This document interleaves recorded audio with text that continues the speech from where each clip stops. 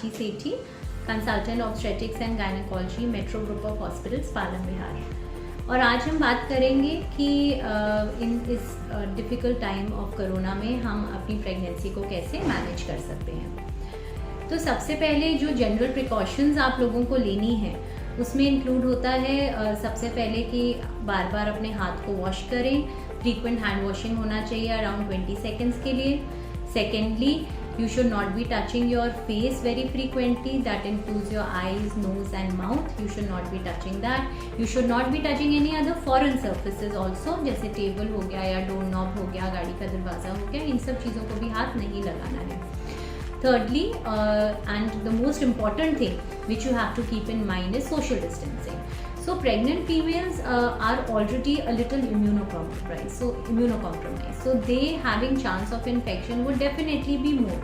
So you have to be very careful कि आप लोगों से थोड़ा दूर रखें, अपने को सेल्फ आइसोलेट नहीं करना है। So don't get me wrong on that. But हाँ, लोगों से थोड़ी दूरी बना के रखनी है।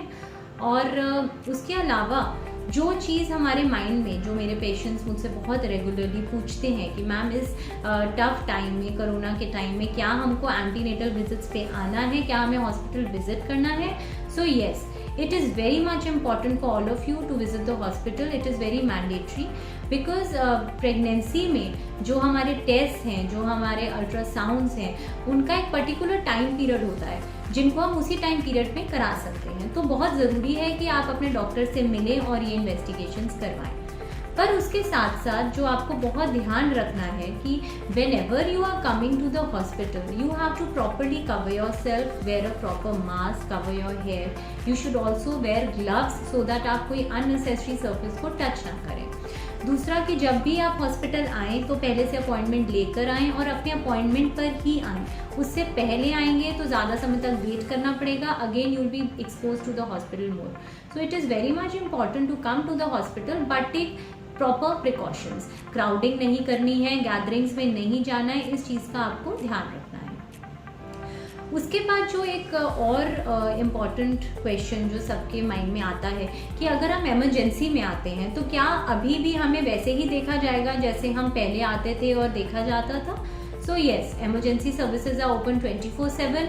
If you have any emergency condition like you have pain abdomen or you have bleeding और आपका बैग रप्चर कर जाता है या प्रेगनेंसी में कोई भी और emergency condition प्रॉब्लम आपको होती है, आप कभी भी हॉस्पिटल विजिट कर सकते हैं और आपको वैसे ही देखा जाएगा जैसे पहले देखा जाता था।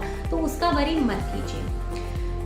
तीसरी चीज़ जो अगेन बहुत इम्पॉर्टेंट है और एक बहुत इम्पॉर्टेंट सवाल माइंड में आता है कि कोरोना टाइम में क्या हमको सिजेरियन सेक्शन ही कराना चाहिए या हम एक नॉर्मल डिलीवरी की तरफ भी जा सकते हैं।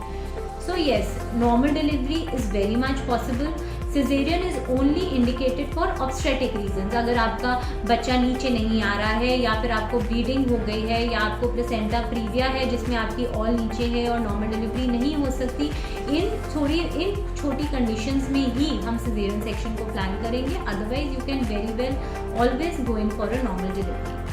और डिलीवरी के टाइम पे बहुत ज़रूरी है कि आप सिर्फ 1 या 2 अटेंडेंट्स अपने साथ लेकर आएँ जो सेहतमंद हों, हाई रिस्क कैटेगरी में ना आते हों, जैसे they should not be above 60 years of age, they should not be less than 10 years of age. बच्चों को हॉस्पिटल नहीं लेके आना है और सिर्फ वही लोग हॉस्पिटल आएंगे जो आपका ध्यान रखें और जो खुद भी स्वस्थ हो। उसके अलावा no one would be welcome. एक बार बेबी हो जाता है तो पेशेंट का बहुत इम्पॉर्टेंट क्वेश्चन आता है कि क्या मैं इसको ब्रेस्ट फीड करा सकती हूँ, क्या सेफ है ब्रेस्ट फीड कराना, स्पेशली अगर पेशेंट कोरोना पॉजिटिव है।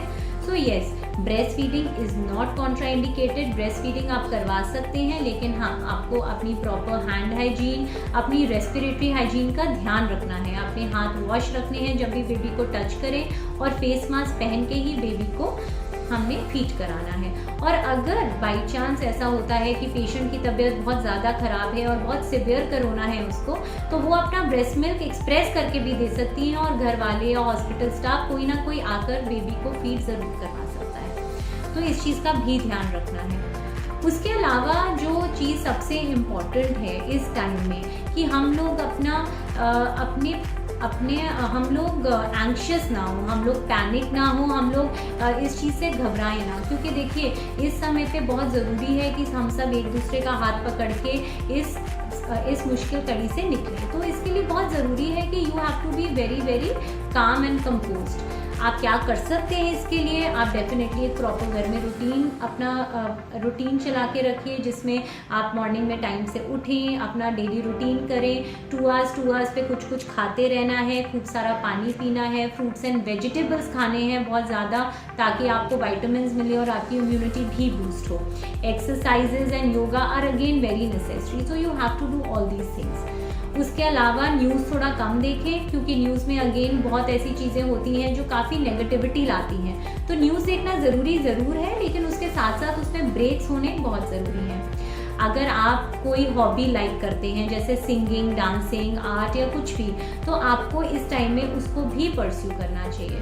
तो अगर आप ये छोटी छोटी चीज़ें करेंगे, अपनी फैमिली का सपोर्ट लेके रहिए, अपने फ्रेंड्स और अपने रिश्तेदारों के साथ कांटेक्ट में रहिए through social media, video calls के साथ, तो आप इस टफ कड़ी से, इस टफ टाइम से आराम से निकल सकते हैं।